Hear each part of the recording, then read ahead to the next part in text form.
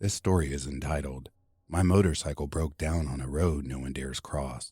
I Found Out Why. Written by MXL Stories. I had gone to see my older brother, who lived in a small house on the other side of town. I went with Jay. Now, even though Jay wasn't an actual person, he was the only motorcycle that I ever owned. Traveling with Jay was like traveling with a best friend, and the things we'd been through together made me closer to Jay than anyone I'd ever met. Jay was a gift from my brother on my birthday the previous year. At the time, I thought it would make him happy if I visited him with it. I was right. I stayed with him and his wife for a few hours, laughing and talking about old times. I lost track of time, but as soon as I noticed the sun going down, I told him I was ready to head home. "Are you sure you don't want to sleep over?" he said, holding my shoulder as he accompanied me outside. "I wished I could, bro, but I have to walk my dog. The last thing I want is for the poor thing to pee all over the floor. It's a rescue, so I'm still working on getting a good schedule down for her." We said our goodbyes as a chorus of locusts and crickets chirped in the background. I left just as the sun dipped beneath the horizon. I had two options for the journey home, a shorter, more popular road, or a longer back road that I avoided at all costs. Rumors and horror stories from the area almost always involved that road. I decided to do what I normally did and take the shorter road. I knew there might be a little bit more traffic than the other road, even though it was getting late, but I figured it would still get me home quicker. Even before I made it to the road, I could hear people honking their horns.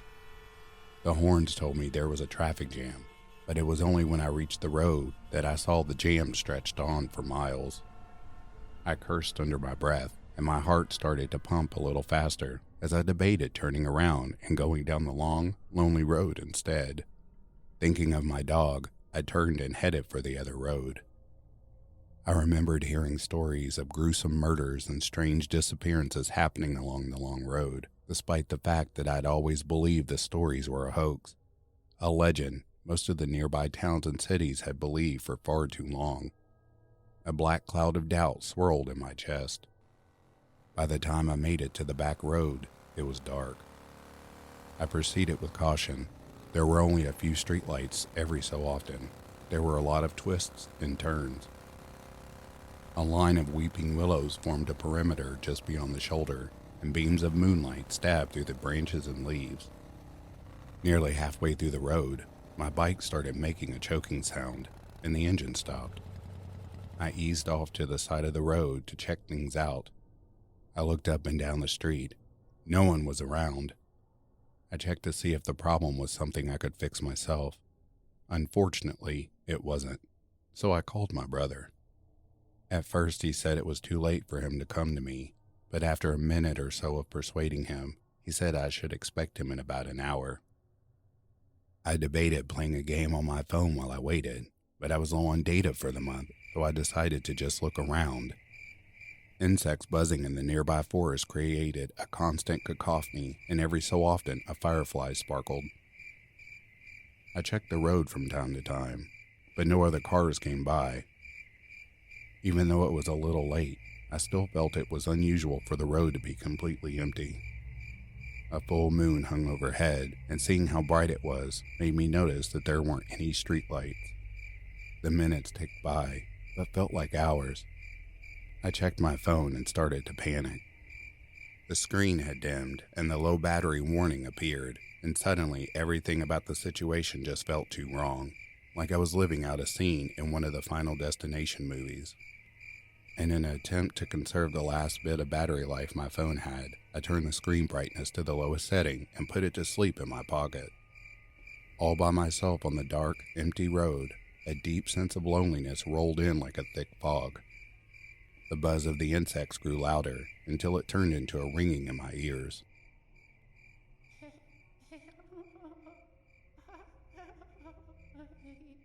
The soft chuckle was crystal clear, and I whipped around.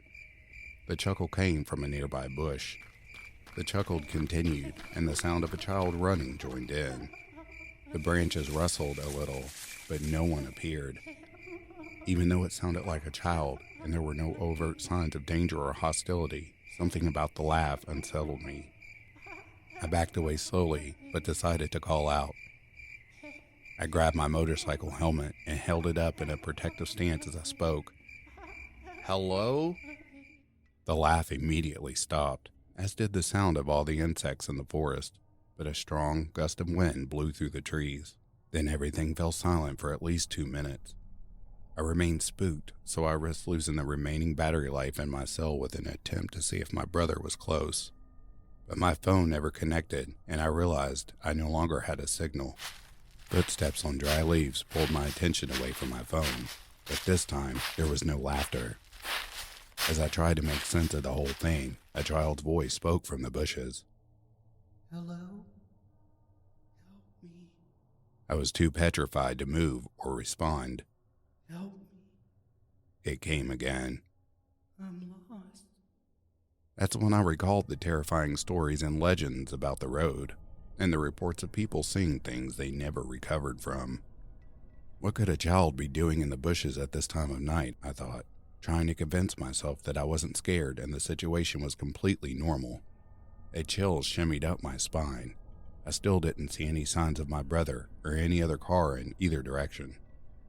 As I was about to decide my next line of action, the child voice came again. "Will you help me, sir?" "Who are you?" I managed to say, suddenly realizing I was shaking. "My name is Jack." The boy said. My fear suddenly turned into a certain aggression. "Listen, whoever you are, this isn't funny. I want you to come out of there and..." A few seconds later, Chuck stepped out. He was the height of a typical 6-year-old. Still unsettled by the situation, I stared at him as he stood beside the road with his head down. The small, silent figure was shirtless, barefoot, and was only wearing dark shorts. Alarm bells continued ringing in my head. It was cold, and there was no reason why a kid should be outside without any clothes, and the fact that he hadn't lifted his head up yet made my heart beat faster. The light from the moon revealed he had an oddly colored pale skin, suggesting he might have been out in the cold for a long time. Then he raised his head up to look at me, and I stepped back in horror. I was expecting a few tears on the cheeks of a boy, but instead, stuffed into the small frame of a boy's head, was an elderly man's grimace. Seeing my terror, he lowered his eyes and a crooked smirk pushed deeper wrinkles around his face. I screamed, dropped my phone and my helmet, and ran as fast as my legs could carry me, leaving my bike behind. As I ran, I thought I heard the spooky, childlike laughter behind me. I wasn't running for long when a bright light shone on me. I glanced over my shoulder while I ran and caught a glimpse of my shadow. With the side of my eye, I also saw a smaller shadow behind my own shadow, moving just as fast as I was. I immediately stopped running, screaming words I can't remember. I looked back to where the light was, and only then heard the rumble of the engine, realizing it was another rider. "Thank God," I said under my breath as I stood in the middle of the road waving down the rider speeding toward me. The bike slowed down, and I looked around to make sure no shadowy figures were around me. I ran to the rider to explain my situation. "Oh, thank you. Please can't..." My lips froze and my heart skipped a beat. On the bike was Chuck, his ghastly smirk spreading across his face again. A demon, a ghost, an alien. I had no idea what this humanoid figure was. It had the face of an elderly man, the body of a child, and its eyes were glowing the same light as the headlight. "Need a ride?" it said, but not in a child's voice. Now it spoke in a man's deep voice. I screamed for what felt like the 100th time that night and ran back toward Jay. As I ran, I noticed the motorcycle didn't move, so I assumed the figure was off the bike pursuing me again. I ran even faster. From the distance, I could see the now dim light of my phone. Before I could get to my phone, I felt headlights on me again. I was exhausted, but I still rushed to my motorcycle and tried to start it up, hoping for a miracle. It didn't work and I screamed. I was still screaming when I heard a voice. "What the hell is wrong?" the voice said. It was my brother. He got out of his truck with a look of confusion plastered his face. I rushed to him, panting. "We need to go," I said, pulled him to his truck. What about your bike?" he tried to say, pointing at Jay by the side of the road. "We have to go, now," I screamed at him again, almost in tears. He was startled, but he got into his truck and we drove off. "What's wrong? What the hell is going on? Were you running from someone?" he asked with a look of concern. My teary eyes were still at alert. Occasionally, I looked forward to see if I'd see Chuck or his motorcycle. My brother called my name and brought me back to the present. "Can you tell me what's going on?" After a few minutes, when I was sure we were miles down the road, I told him the whole story. He was disturbed, but one thing that didn't make sense was the fact that he said he didn't see anybody when he was driving toward me. He had to have seen the motorcycle with the strange figure, I thought. It couldn't have disappeared, or could it? He dropped me off at my house after I said I didn't want to go to the police that night. I fed my dog, let it run around outside for a little bit, and wept like a boy the whole time. After my dog had been fed and walked, and I had eaten a little, I sat on my sofa and dwelled on the events of the night. A faint tapping registered on one of the windows in front of the house. My nerves shot straight through the roof. I listened as my heart began to beat faster. My dog made me jump when it started barking. I knew there was trouble. I hugged myself and hoped it was a burglar or a vandal. Anyone but Chuck. When there were no more sounds for a few minutes, I ran and checked all my windows. When I saw no sign of forced entry, I was relieved.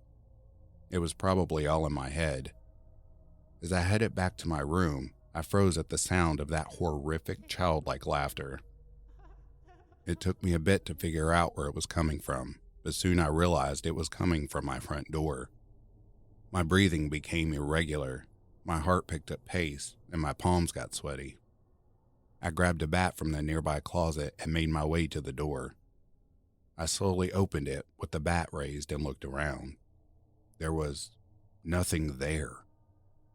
My dog came out, still barking at what I couldn't see. She was scared and startled, but not as scared and startled as I was. I gulped and backed into my house when my eyes saw it. Jay was parked just by the corner of my house. I stared blankly at it for a few seconds, then I slammed the door, headed for the phone, and dialed the police. I no longer live there, and I don't own Jay anymore. It was by far the most terrifying thing that has ever happened to me.